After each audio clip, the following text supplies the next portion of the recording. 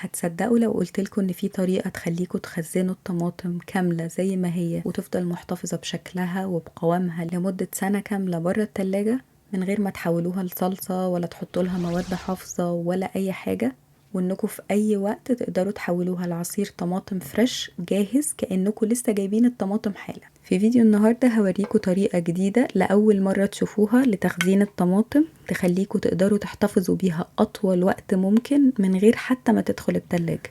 أنا نسمة ودي قناتي، لو أول مرة تشوفوها اشتركوا وفعلوا الجرس ويلا بينا نبدأ على طول. أول حاجة هنحاول نختار طماطم تكون حمرا وما تكونش كبيرة، متوسطة أو صغيرة بالحجم ده تكون مناسبة جدا. دول 5 كيلو طماطم، أنا غسلتهم كويس جدا ونشفتهم، وهحتاج ان انا اقطع الطماطم من هنا بالشكل ده، بس بنشيل جزء صغير من اللي فوق.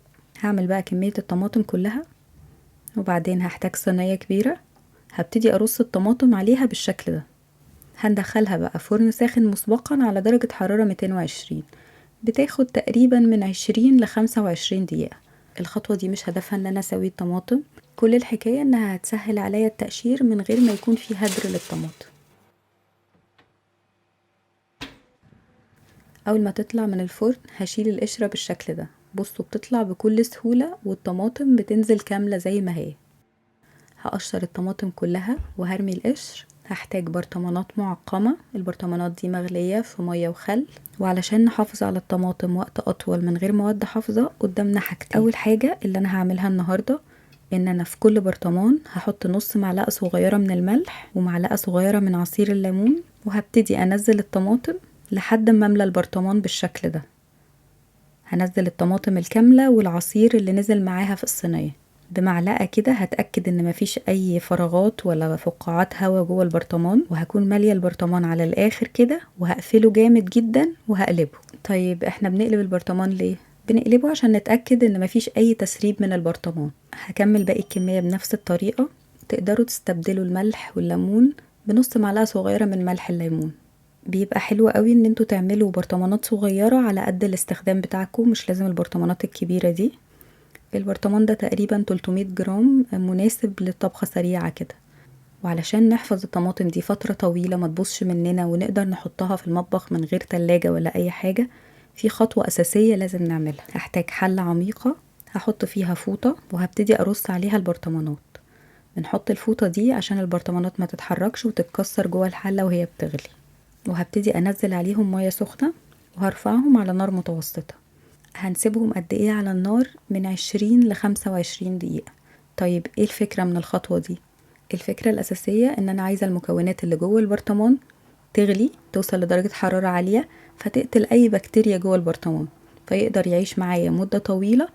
وغير كده كمان البرطمان بيتبرشم زي البرطمانات الجاهزة اللي بنجيبها من بره، بتبقى عالية كده من الجزء اللي فوق. هو ده اللي بيضمن لي ان الحاجة اللي جوه البرطمان مش هتبوظ. بعد كده هشيل البرطمانات، خلوا بالكم عشان بتبقى سخنة جدا، وهحطها على المطبخ من 6 ل 8 ساعات لحد ما تبرد تماما. بعد كده بقى ليكوا حرية الاختيار، تقدروا تحفظوها في التلاجة وتقدروا تحفظوها في ضلفة المطبخ. انا بحفظها في ضلفة المطبخ بتقعد سنة كاملة. اهم حاجة ان ضلفة المطبخ اللي هحط فيها البرطمانات تكون بعيدة عن مصادر الحرارة، بعيد عن الفرن والبوتاجاز والحر وكده. اهم حاجة ان انا لو فتحت برطمان هدخله التلاجة، ما ينفعش افتحه وارجعه تاني في المطبخ. انا بس عايزة اوريكم شكلها من جوه، سامعين التكة دي؟ هي دي اللي بتأكد لكم ان البرطمان مقفول تماما. طبعا مش قادرة اقول لكم في فرق رهيب في التكلفة بين البرطمانات بتاعة الطماطم الكاملة المحفوظة الجاهزة وبين اللي احنا عملناها في البيت. ده سعر البرطمان من بره اللي هو 800 جرام تقريبا، كلفنا في البيت تقريبا 15 جنيه.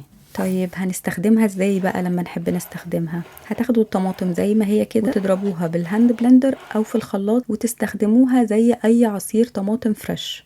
بصوا لونها وشكلها، عصير طماطم صحي ونضيف 100%. عارفين ايه المكونات اللي فيه؟ مختارين احسن نوع طماطم، متأكدين ان ما فيهوش حاجة بايظة ولا جودتها مش حلوة. وفي نفس الوقت نقدر في الاوقات اللي الطماطم فيها سعرها كويس نخزن طماطم لطول السنة من غير ما نملى الفريزر ونملى التلاجة. جربوها، متأكدة انها هتعجبكم. عايزاكم تقولولي في التعليقات الطريقة اللي بتحبوا تخزنوا بيها الطماطم، وهل كنتوا تعرفوا الطريقة دي قبل كده ولا لا. بس كده، لو لسه بتتفرجوا لحد هنا شكرا جدا عشان بتتفرجوا للآخر. ولو عجبكم الفيديو ما تنسوش تعملوا لايك وشير وتشتركوا في القناة. اشوفكم الفيديو الجاي.